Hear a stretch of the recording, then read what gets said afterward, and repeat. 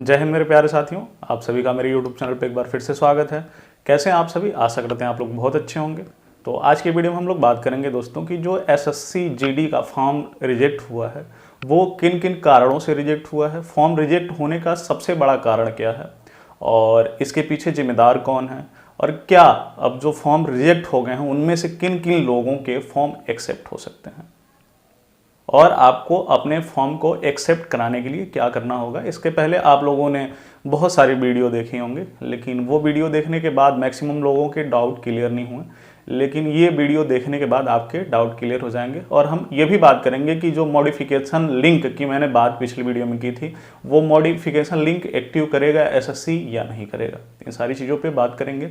तो इससे पहले अगर आपने मेरे चैनल को सब्सक्राइब नहीं किया है तो प्लीज़ सब्सक्राइब कर लीजिए और बेल आइकन को प्रेस कर लीजिए ताकि आपके एग्जाम से रिलेटेड जानकारी आपको टाइम टाइम से मिलती रहे। तो सबसे पहले दोस्तों हम बात करते हैं कि आपके फॉर्म रिजेक्ट क्यों हुए।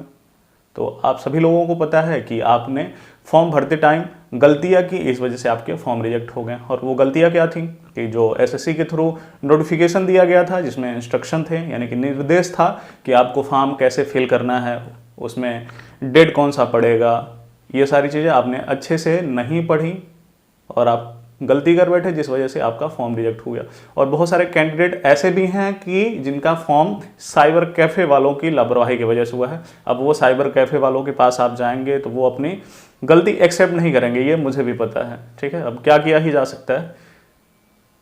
तो आप लोगों ने किया क्या कि आप ले जाके किसी साइबर कैफ़े वाले को अपना फ़ोटो दे दिया, आपका जो डॉक्यूमेंट था, ये सारी चीज़ें दे दी। अब उनके पास ऑलरेडी इतना फॉर्म भरने के लिए आया हुआ था कि वो मैक्सिमम लोगों के फॉर्म नहीं भर पाए, जिस वजह से आप लोगों के फॉर्म अधूरे रह गए, आधे अधूरे। और उसमें जो डाटा उन्होंने फीड किया वो भी गलत कर दिया, फ़ोटो वगैरह वाली जो प्रॉब्लम है वहाँ से भी गलतियाँ हुई हैं, ठीक है। अब हम बात कर लेते हैं कि जितने लोगों के फॉर्म रिजेक्ट हुए हैं उनमें से किन किन लोगों के फॉर्म एक्सेप्ट होंगे। तो आप लोगों को अभी तक पता चल गया होगा कि जो सेंट्रल रीजन है वहाँ पे एक नोटिस आई है जिसमें बकायदा मेंशन है कि जिन लोगों के फॉर्म में जो फ़ोटो अपलोड किया गया है उस पर जो डेट मांगा गया है, डेट का मतलब जिस दिन आपने फ़ोटो खिंचवाया है उस दिन का डेट उस पर मेंशन करके अपलोड करना था। तो बहुत सारे लोगों ने वहाँ पे अपना डेट ऑफ बर्थ मेंशन कर दिया था, या डेट गलत कर दिया था, या डेट मेंशन ही नहीं किया था, या जो फ़ोटो अपलोड किया था वो बहुत ज़्यादा ब्लर हो गया था। तो उनके फॉर्म किसी भी हालत में एसएससी एक्सेप्ट नहीं करने वाला है। अब इसके बाद हम बात कर लेते हैं कि और किन किन लोगों के फॉर्म एक्सेप्ट नहीं होंगे। जिन लोगों का फॉर्म आधा अधूरा भरा गया है, जो इन्फॉर्मेशन एसएससी ने आपसे मांगे थे उसको आपने उस रूप में नहीं भरा जैसा कि एसएससी ने आपसे उम्मीद की थी, यानी कि एसएससी ने मांग की थी, उस तरह से आपने फॉर्म नहीं भरा। तो इन दो लोगों के फॉर्म किसी भी सूरत में अब एक्सेप्ट नहीं होने वाले हैं। अब इन लोगों को करना क्या है इसकी बात हम अभी वीडियो के अंत में कर लेंगे, ठीक है। अब जो लोग ऐसे हैं जो ये दो गलतियां नहीं किए हैं उनको एसएससी ने एक मौका दिया है, उनका जो फॉर्म है एक्सेप्ट हो सकता है। आपको अपना फॉर्म एक्सेप्ट करने के लिए करना क्या होगा कि आपको मेल करना होगा। जो एसएससी का सेंट्रल रीजन है उसका एक हेल्प डेस्क ईमेल है, वो मैं स्क्रीन पे देखिए कोने में चल रहा है, इसी पे आपको मेल करना है। उस मेल में करना क्या है कि आपका पंजीकरण यानी कि रजिस्ट्रेशन नंबर डालना है, आपका नाम डालना है, आपका डेट ऑफ बर्थ डालना है, और जो आपने एग्जामिनेशन सेंटर चूज किया था, आपको 3 एग्जामिनेशन सेंटर चूज करने थे, तो जो सबसे पहले आपने चूज किया था उसका नाम डालना है, और आपका फॉर्म किस वजह से रिजेक्ट हुआ है ये कारण उसमें मेंशन करके, और आपको ऊपर जो मेल आईडी चल रही है इस पे आपको सेंड कर देना है।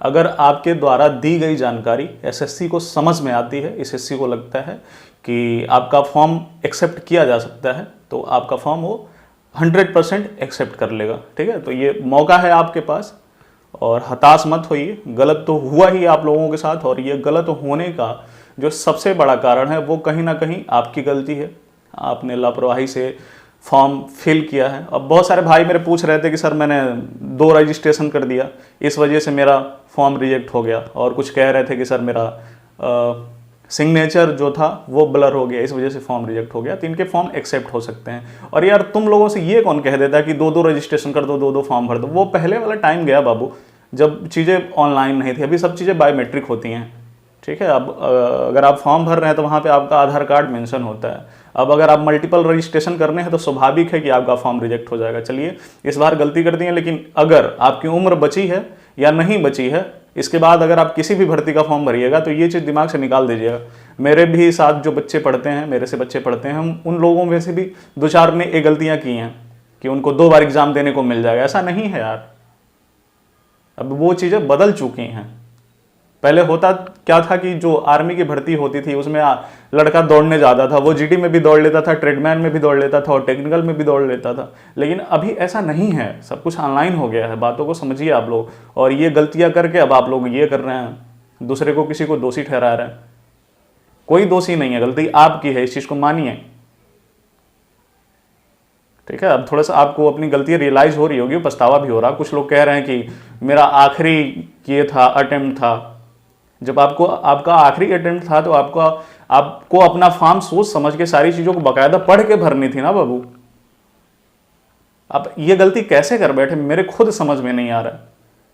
मैं एक प्रतिभागी का दर्द समझ सकता हूं। मैं भी उस स्टेज से गुजरा हूं जिस स्टेज से आप गुजर रहे हैं। कभी मैं भी आपकी उम्र में था और ये चीज़ें हमारे भी साथ हुई हैं। इसके पहले जो एसएससी जीडी की भर्तियां होती थी उसमें पहले एग्जाम नहीं होता था।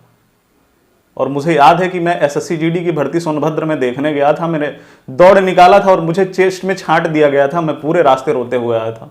तो मैं आपके दर्द को समझ सकता हूँ, लेकिन अब कुछ नहीं किया जा सकता। अब अगर आपने जो 2 गलतियां की है, जो अभी मैंने शुरू में बताया है, और इसके बाद हम बात कर लेते हैं कि अब मॉडिफिकेशन लिंक एक्टिव होगा या नहीं होगा। तो एसएससी ने क्लियर कर दिया है कि अब मॉडिफिकेशन लिंक एक्टिव नहीं होगा।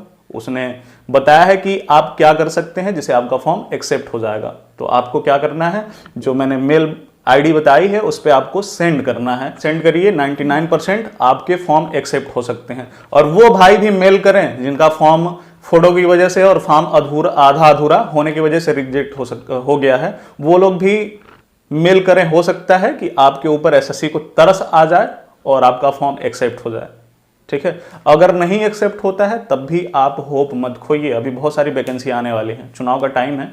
यूपी के जितने भी लोग हैं हताश मत होइए। अभी 26,700 समथिंग यूपी पुलिस की भर्ती आने वाली है। इसके बाद भी बीच बीच में आती रहती है सीआईएसएफ की, सीआरपीएफ की, ठीक है। अगर आपकी तैयारी अच्छी है तो 100% आपको कहीं ना कहीं मिल ही जाएगी नौकरी। अगर फौज में ही जाना है तो आपके लिए बहुत सारी अपॉर्चुनिटी हैं, आप बड़े ही आराम से सिलेक्ट हो सकते हैं। बस आपको लगे रहना है। और जो गलती इस भर्ती में आपने की है वो अब गांठ बांध लीजिए और खुद से ये वादा करिए कि इस तरह की गलती नहीं करेंगे। बताइए, आपने सालों साल तैयारी की है, बच्चे 2-2, 3-3 साल से लगे हुए हैं एसएससी जीडी के लिए। एक तो भर्ती नहीं आती है, अगर भर्ती आई भी तो आपने अपनी गलती की वजह से अपना फॉर्म रिजेक्ट करा लिया। चलिए ठीक है, मेरे से जितना हो पाएगा मैं उतना करूंगा। हालांकि मेरी इतनी ज़्यादा हैसियत नहीं है कि मैं इन चीज़ों में ये करा पाऊँ। और अभी यार देखो ना, जो बड़े बड़े यूट्यूब चैनल वाले टीचर हैं, जो मतलब प्रतिभावान टीचर हैं, प्रसिद्ध टीचर हैं, उनके हाथों में बहुत कुछ है, लेकिन पता नहीं वो यार क्यों गिव अप कर दे रहे हैं। कह रहे हैं कि ट्विटर कैंपेन चलाने से कुछ नहीं होगा और ये सारी चीज़ें। यार एक बार करने में क्या जाता है, एक बार तो किया ही जा सकता है। अभी हम हारे नहीं हैं, अभी तो लड़ाई बाकी है मेरे दोस्त। अगर एक बार हम ट्विटर कैंपेन चला के देख ही लेते हैं, हो सकता है कि यार एसएससी मान जाए हमारी बातों को। चलिए ठीक है, तो इस वीडियो को करते हैं हम यहीं पे ख़त्म।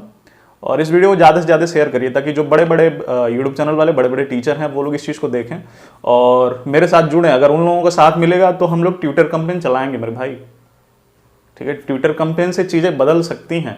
हालांकि ये जो एसएससी बोर्ड है बहुत ढीठ बोर्ड है, ये किसी की बात नहीं मानता और ये मौका भी नहीं देता। अगर स्टेट पीसीएस का एग्जाम देने जाते हैं और आप लेट हो जाते हैं तो आपको 15 मिनट का टाइम मिलता है। आप जो हिंदुस्तान का, इंडिया का सबसे बड़ा एग्जाम होता है यूपीएससी का, उसमें भी अगर आप लेट हो जाते हैं तो आपको 15 मिनट का टाइम दिया जाता है। लेकिन एसएससी के आप किसी भी एग्जाम में 1 मिनट लेट हो जाते हैं तो आपको कोई मौका नहीं दिया जाता है। आप रोइए, गिड़गिड़ाइए, ये चीज़ें मैंने देखी हैं वहाँ पे एग्जामिनेशन सेंटर पे जाके। अभी 1-2 वीडियो भी वायरल हुए थे, लेकिन एसएससी एक भी मौका नहीं देता है। इनसे जो गलतियां होती हैं उनको एक्सेप्ट नहीं करते हैं, एक एक भर्ती को क्लियर कराने में 4-4 साल का टाइम लेते हैं।